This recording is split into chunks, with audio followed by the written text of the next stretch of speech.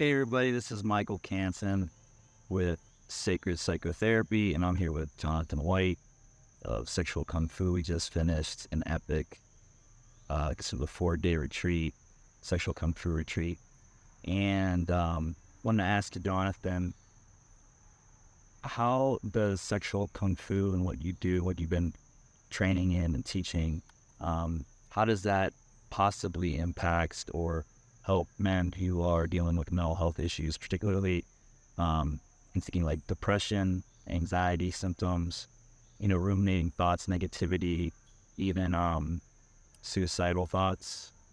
How is Qigong and sexual kung fu in general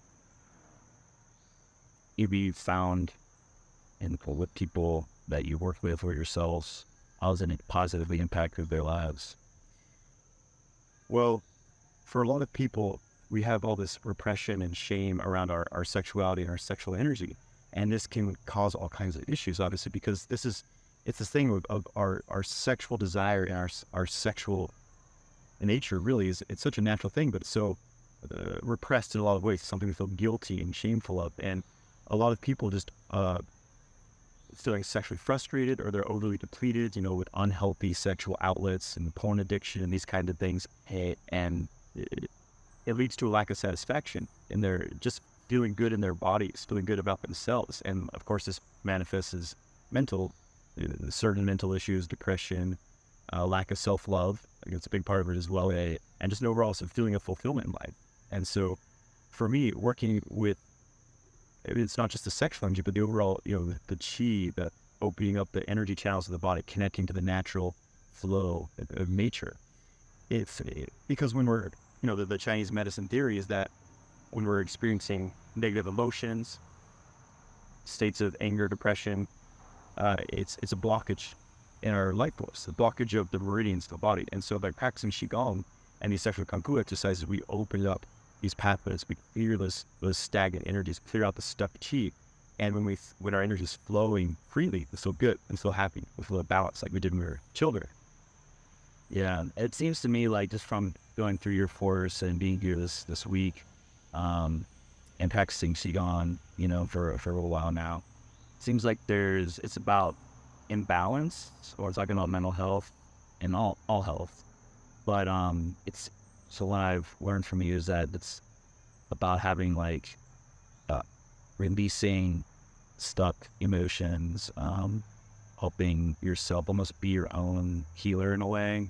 It's just balance yourself, and that in turn helps your mental health. Did you say that's true? Or definitely, I mean, it gives you the tools to do this work yourself. It's great to work with a therapist, a counselor. It's great to have external support, but it's also important to be able to do the work within yourself, to be able to balance your own mind, balance your own body, learn to do it naturally, and then these things become tools for you to do this, because you have this daily practice where you're naturally in tune in, you connect again with that greater force of something, and you start to feel a lot more fulfillment for this, a lot more balance.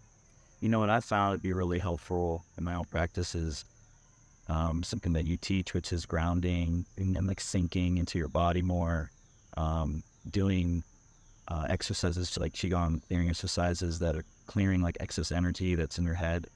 Can you talk a little bit about that? Yeah, so we're very much in our heads in the modern world. We're up here, we're thinking, we're looking at our phones and devices, and all this this nervous system, electricity, tension gets stuck up in the head. We can't sleep, we are nervous and stressed out all the time, have headaches. And so being able to get more in the body, doing your feet on the earth, being in the here and now, bringing this excess energy out of the head, spreading it over the whole body, and just feeling more in your body, to feel more present in your life, to feel more confident, to feel more embodied, to have just that pleasure of being in a body. And of course, working with the sexual practice helps us as well, to just be more in the here and now, be more in the present, just feeling. Yeah, for sure.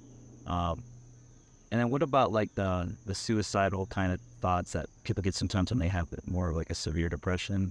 It seems like what I've been learning from you too is the more that we are in alignment with nature, the more that we are in alignment with who we really are, and giving our gifts to the world, that that can like almost eradicate like that, those levels of thoughts, those levels of faults. Absolutely. It's really about having a sense of purpose and sense of belonging. And I think that like these feeling suicidal, feeling that depressed, it's often it's a lack of self-love. It's feeling like you are not worthy of being here. You're not worthy of having a joyous life. And so there's this, because maybe you've been told stories that you're not, you're not a radiant, beautiful person, but we all are. To be here, to be in the human body, we all deserve to feel happy, to feel joyful. But I think, again, a big part of this is having something that you're working towards, like having a purpose for being here, not just sitting around, scrolling through social media, playing video games, but actually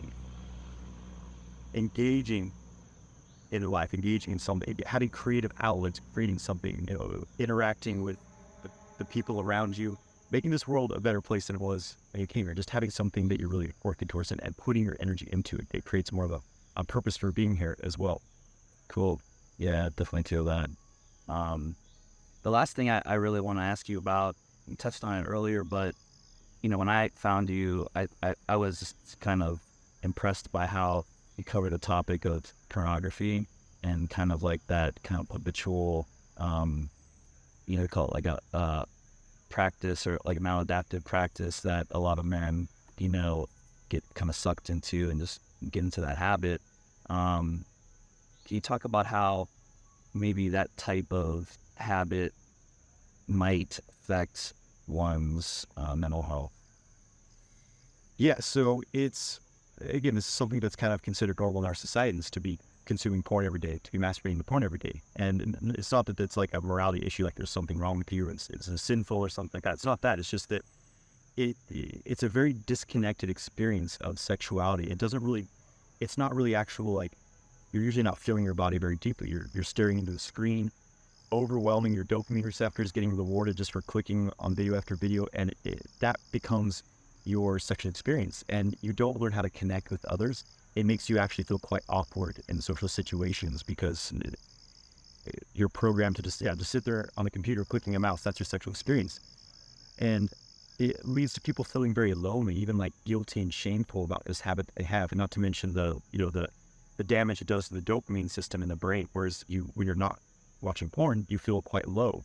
And so you'll seek out other behaviors that encourage that dopamine release. It can be kind of this vicious cycle. So it's just overstimulating and hijacking your arousal chemistry a bit as well.